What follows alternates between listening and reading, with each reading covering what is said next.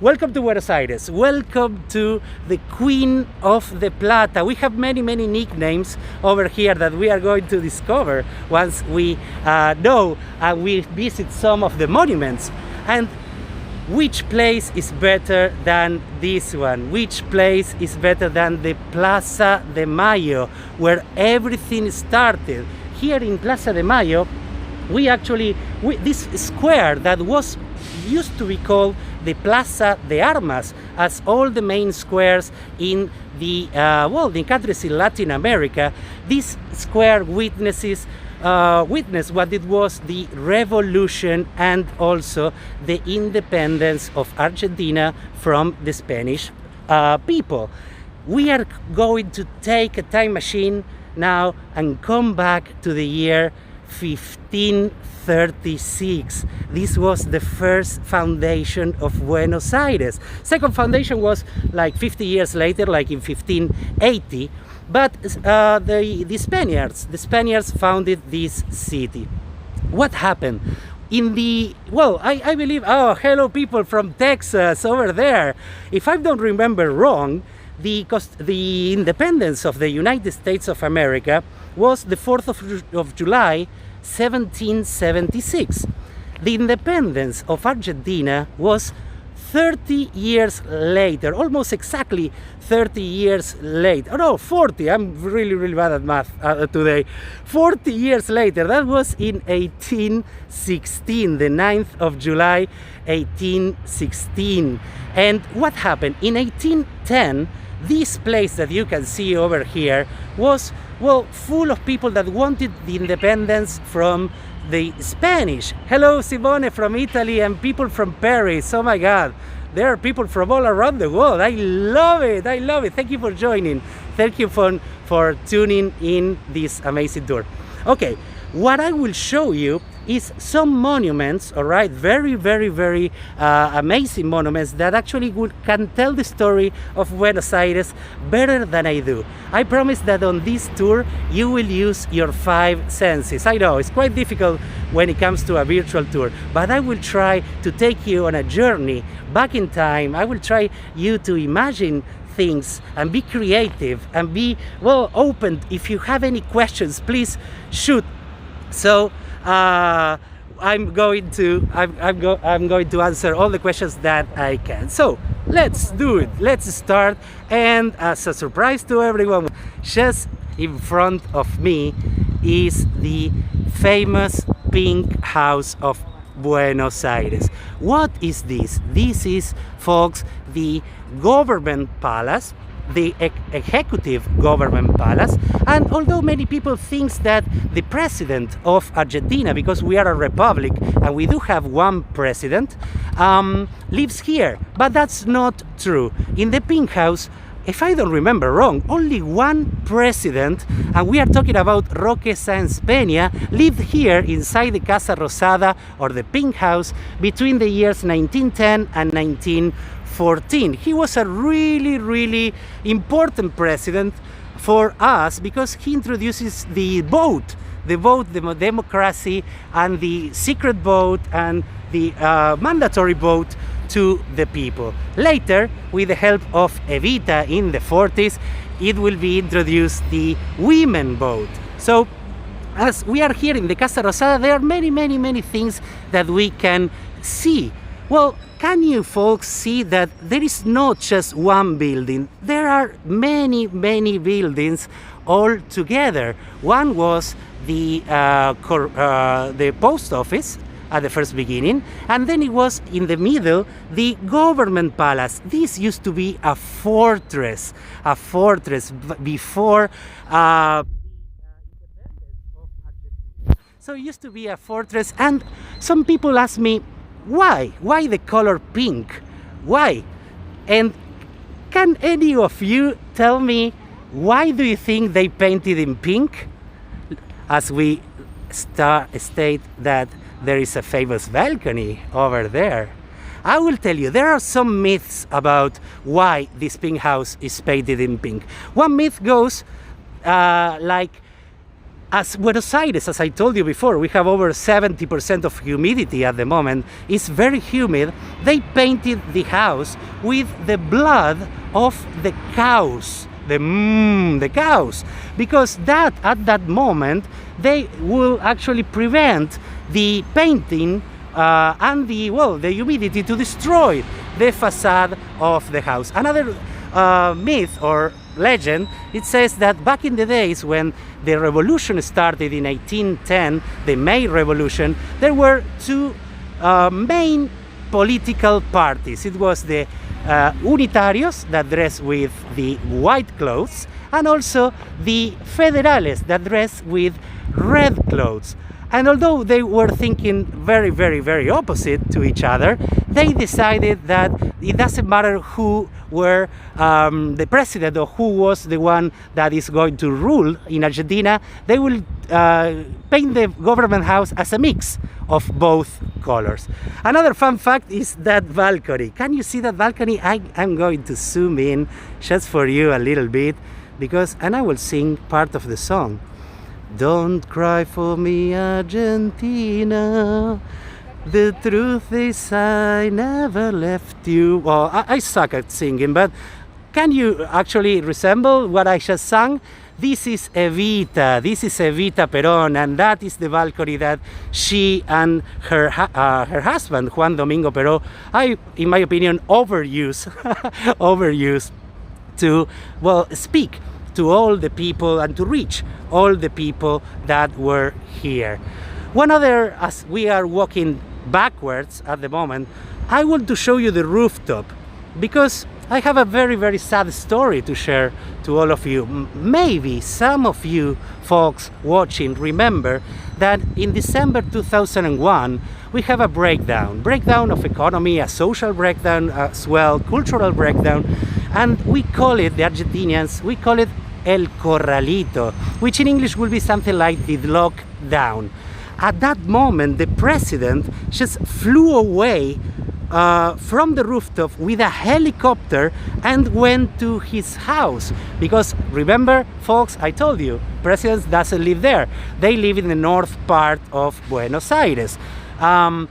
He escaped because people all around the Plaza de Mayo, thousands and thousands of people were asking for the president to leave after 10 years of, very, very bad management of the economy. I was one of them. I was here at that moment. And he flew away. I don't know why, but I don't know why Hollywood didn't make a movie out of this, because from December 2001 to the beginning of January 2002, so in 9 days, only 9 days, we had 5 presidents. You hear me, 5 different presidents. So it's really, really, really crazy that no one actually made a movie out of that.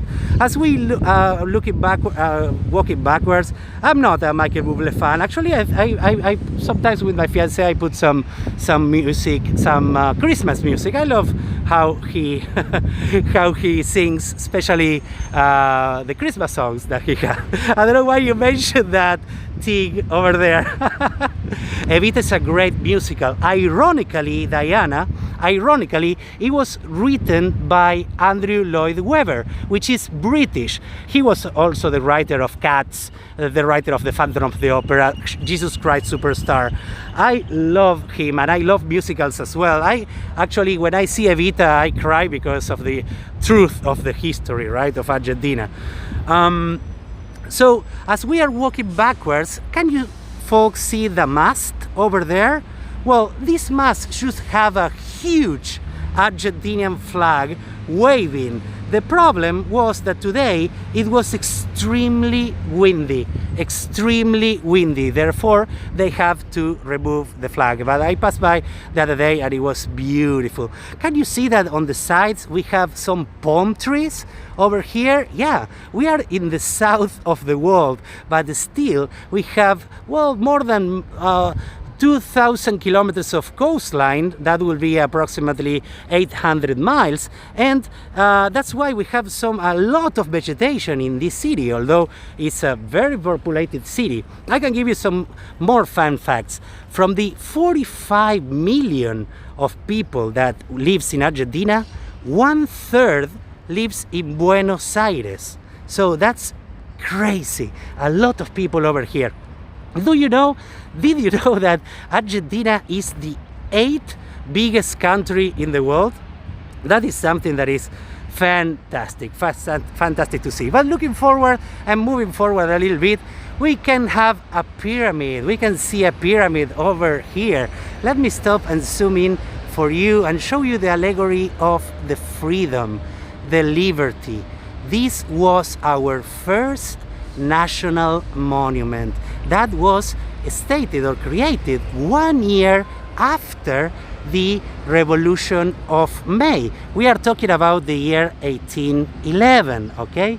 The year 1811, 1 year after the revolution. It took us 6 full years to get the independence of the Spaniards, right? And in order to do so, we need to fight some wars that, well, I can make a tour out of that actually, because it was really, really amazing. Looking down now, can you see that in the wall here, in the tiles, in the floor, we have some drawings? What are these? What are these drawings? Well, this is a sad story, but I would like to share it with you because the purpose of this tour is for you to understand the culture and the customs of the Argentinian people. Look how amazing is this sign over here. Yes, it's a neckerchief. It's like a neckerchief because it's related to something that happened. Hi Camila from Brazil, how are you? That happened in all the countries in Latin America, or almost all the countries had a dictatorship, right? And this technique is trancadís. I know because I used to guide in Barcelona, and the way that the tiles are broken, this is something that Antonio Gaudí invented, a technique that Antonio Gaudí invented. But as I was saying, there are a lot of, as we walk through, a lot of these neckerchiefs. Well, these neckerchiefs represent the mothers and grandmothers of Plaza de Mayo. Who are these people?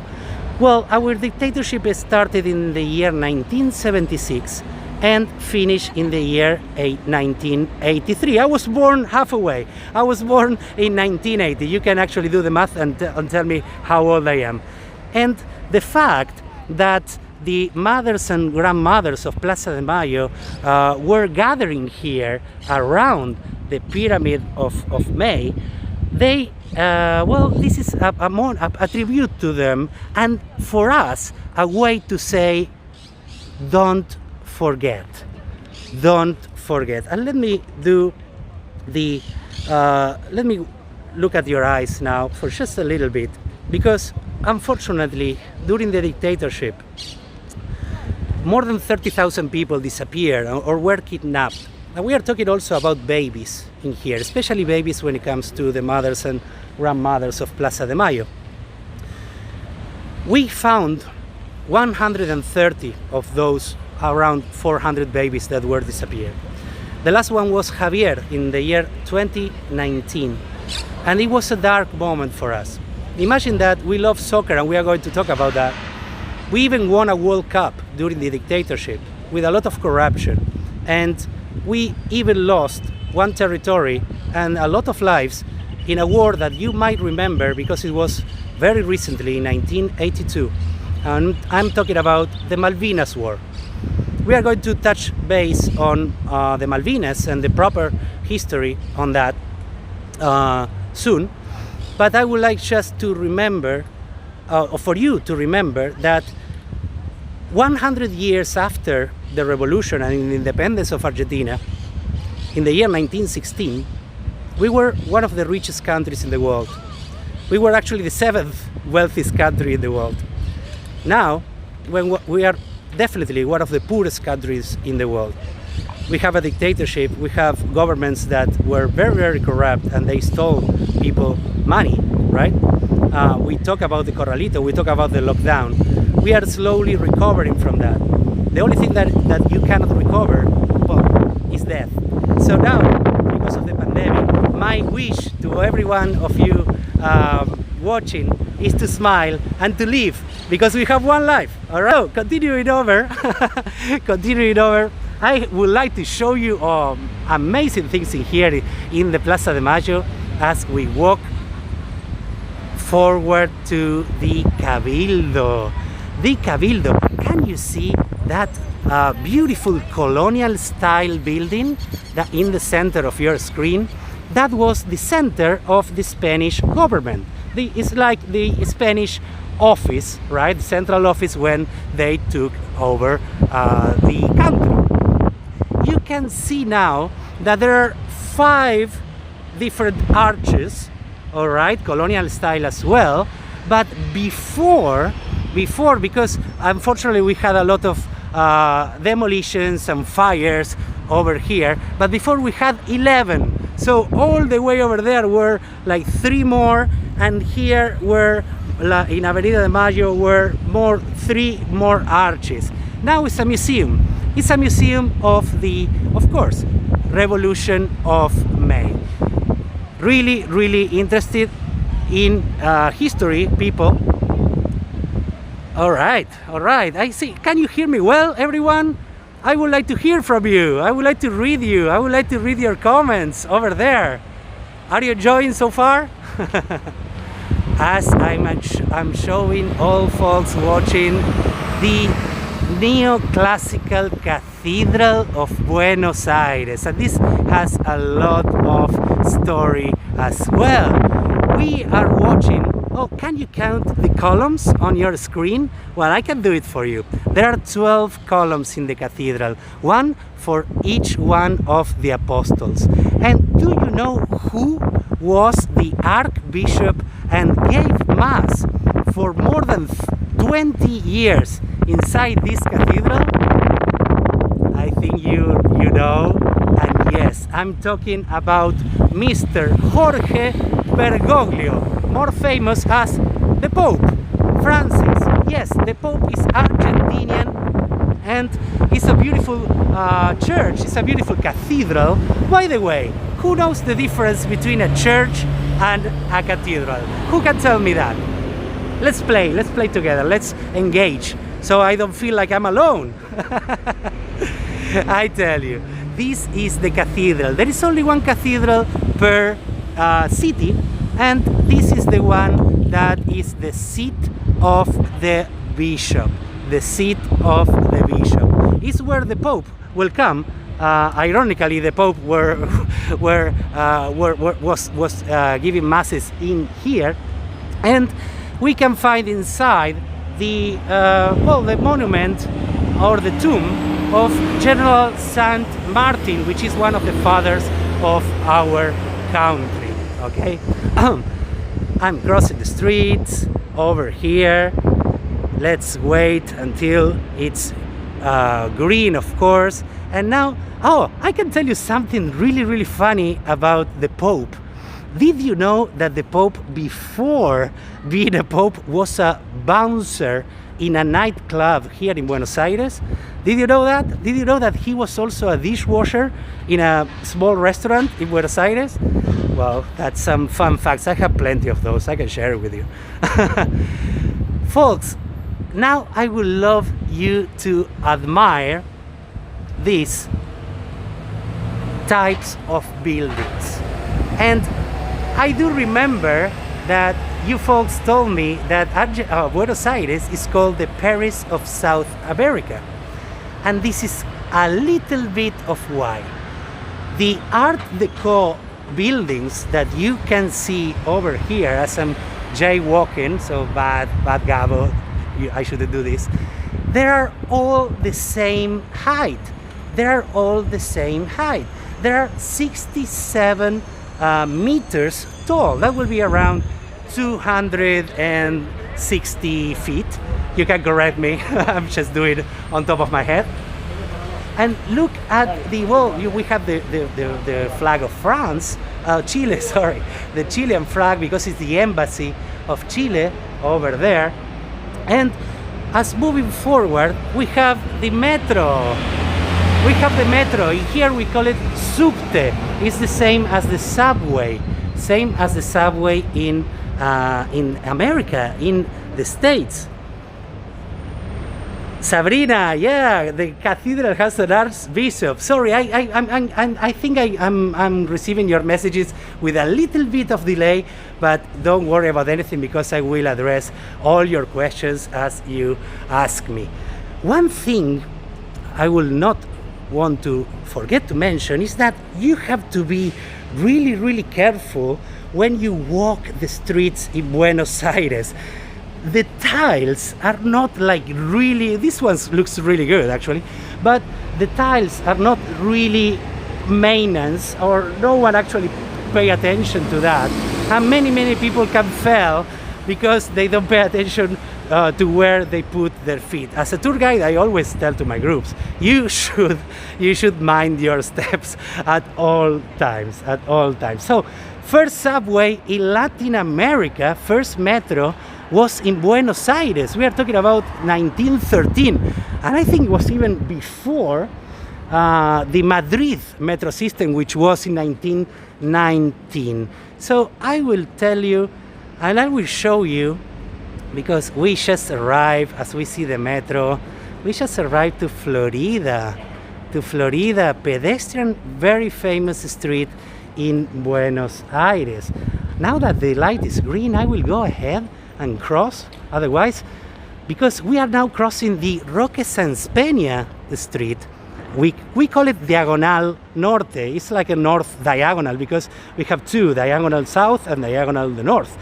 And something that people around here doesn't pay attention to, or too much, is this monument. This monument, remember I told you about the president that was living in the pink house? Well, he is Roque Sáenz Peña, over there. Yes, over there. Ah, Tig Neil. Yes, the cathedral is the head of the city for that religion. Absolutely. And it's the seat of the Pope. That is the difference with the church, a normal church. As we are walking, we are walking around Florida Street, our beautiful pedestrian street, I'd like to ask you also, can you hear people saying cambio, cambio, cambio all the time? Well, I believe that we are going to see a lot, or hear a lot of people saying cambio. What does that mean? It means that in Argentina we have two different markets to sell and buy our foreign dollars or euros. If you can see that person over here, he's shouting something like cambio. No, gracias. He say bye pa, like ciao daddy. So this is one of the crazy things about Argentina in general. Did you know that inflation, when you visit Harvard University or Oxford, Cambridge, the best ones in the world, they actually took Argentina as an example of what you shouldn't do. So, yeah, unfortunately that's it. And I was telling you that we have two different markets, the legal and the black market. And of course, as you can imagine over here, this is the black market. Why I'm stopping here? Gabo, did you lose your mind? I think it's an ugly building. It is.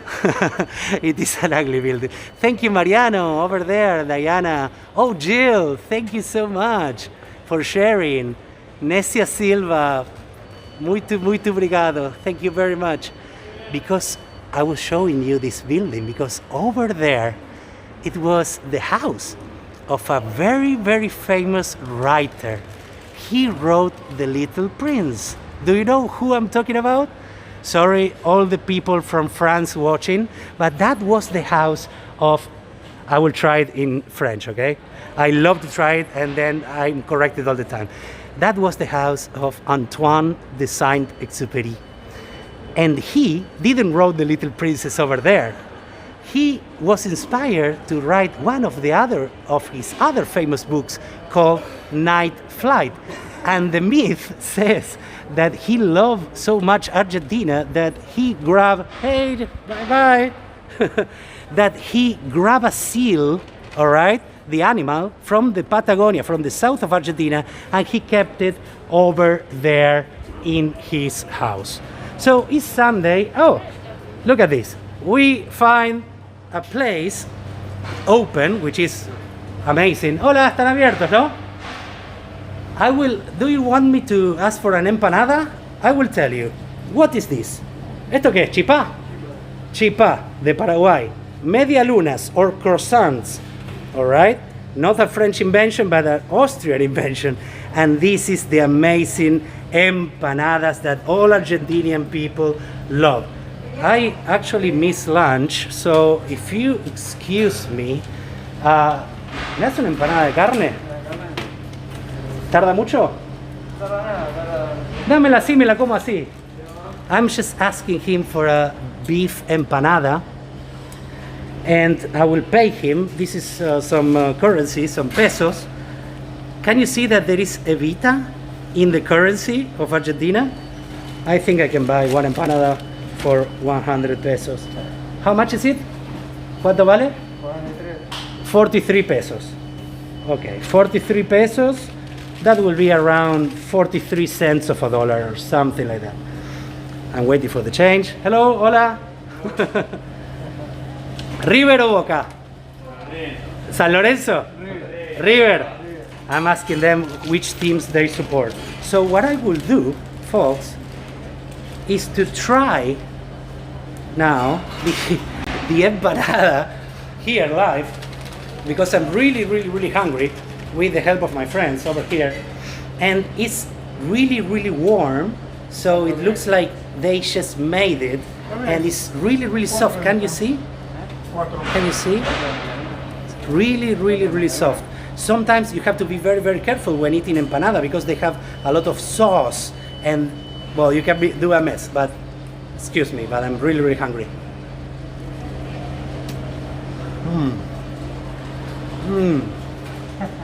Está buenísima. Muy buena. Something that is really fun. So juicy. It's so juicy. Something that is really fun is Argentinian napkins. They're worthless. Absolutely worthless. I can actually do this and absolutely nothing will happen. They have no cleansing power. Absolutely nothing. They have no effect. It doesn't matter where you go. Muchas gracias, chicos. Que tengan buen fin de. It doesn't matter where you go. The napkins, they're completely useless. Emilia, yes, I know it's fun. It's really good. Oh, they're really good. So let me change. Now that we are walking Florida Street, right? I was really hungry, and now we are about to cross Juan Domingo Peró Street. But wait, what happened? Wait. We have a Fallabella shop, which is a Chilean mega store like Walmart in the United States. Look at the queue. Look at the queue. I will follow the queue. This is live, ladies and gentlemen, so I will definitely change the course of this tour, because can you see the line? And this is something, remember I told you at the beginning of the tour, I would love to show you as many customs and traditions that I can during this hour that we're going to be together. Hour and 10 minutes are about that. So, wow. Well, the reason all these people are here is because this Chilean mega store, they are going to go away. They are going to shut their doors. So they are on sales. They are on sale. So look at these people. And actually I have in my pocket some lollipops. Can you see? I have a pico dulce over here. I will give these sweets to the people at the back of the line. I will do that because this is crazy. Well, this is something that Argentinians, they will love to do. They will go on sales and they will get crazy. The prices of the sweaters, for example, in Fallabella now, they're insanely cheap, like around 10 USD or 10 euros for one sweater. So I'm just continue over the Maipú street. I will show you Maipú street over there. I don't know how long this would be, but look, oh my god, this is really good. Well, this is something that well, I'm improvising, of course, over here, but showing you the real Buenos Aires, the real streets of the center of Buenos Aires. Remember I told you about the Pope before, because I have time to show you, to tell you more fun facts, as this line is absolutely empty. Well, we have a lot of famous people that were born in Buenos Aires that accomplished a lot of great things. Let me do, chicos, por hacer la cola para los chicos, si quieren. Vale. ¿Sí? Gracias. De nada. I just giving them some lollipops just to, you know, for the kids. And I save a few more for the ladies at the back. I have over here in my pocket. Hola, a lollipop for you. They have to be very patient. And I will give them to the... Como son las últimas de la cola, les traje un... ¿Quieren? Chicas, ¿quieren un...? No, muy gracias, Bueno, muy amable. it's something that it can happen, you know, because of these pandemic times. I will take it home. I will take the lollipop home. But now, we were talking about the Pope, right? We were talking about the Pope, and sorry, Romina, I was really hungry. Yes, Eliana, Falabella is going away from Argentina. I think it's today, right? Thank you, Diana, Gerard Guy over there. Yes, that's why some people are reluctant to accept, you know, my gifts. Of course, I just spray some alcohol before, but people are very sensitive sometimes. And that's fair, very fair. We all should care of everything. Yeah, Hernan, Hernancito, we love to do the cues. And, well, now that we are approaching to Corrientes Avenue, I was telling you folks about the Pope. We have, help me on this one, which Argentinians, famous Argentinians, you know, from all around that are famous all around the world. I will name some of them, starting with some well, character that actually represented us for long times. And of course, I'm talking about Diego Maradona, that recently, last December, unfortunately, he passed away. But Diego Maradona is not the only Argentinian that was famous because he accomplished great things. We are talking about Messi, Ernesto Che Guevara, right? The revolutionary. He was born in Rosario, same place as Lionel Messi. We have René Favaloro. He invented the bypass, the coronary bypass. We have a queen. We have an Argentinian queen, ladies and gentlemen, the Queen of Holland. Máxima Sorriegueta was born in Palermo, very nearby the place that I'm walking right now. We have Carlos Gardel, which is not Argentinian. He was born in France, right? But he represents tango. He represents Argentina. I'm sure I'm forgetting. Well, Juan Manuel Fangio, multi-champion of races in the F1 races. Sorry about the wind. I'm now just trying to go to some place with more shelter. All right, with more shelter. All right, I'm walking now Corrientes Street, Corrientes Avenue, our own Broadway. We can call it our own Broadway. And this is the time as I'm walking towards the obelisk that I will show you just in a bit. Over there, can you see the obelisk at the end?